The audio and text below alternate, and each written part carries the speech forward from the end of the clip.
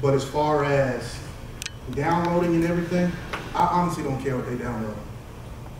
Our policy is when you're using Verizon's internet, it's company related.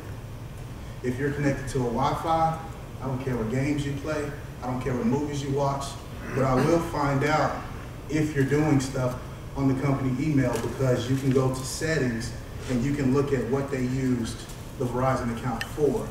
So as long as they maintain under the 3 gigabytes, I don't care. When they do, that's when we start having conversations to find out what they're doing to stop them. The apps we use, as far as for drawings, is PlanGrid. For file sharing, our email is set up through Google. So since our email is set up through Google, we use Google Drive for file sharing. That's how we share all submittals. That's how we share all RFIs, ASIs. Once you put it in Google Drive, it goes straight to them. They have access to it.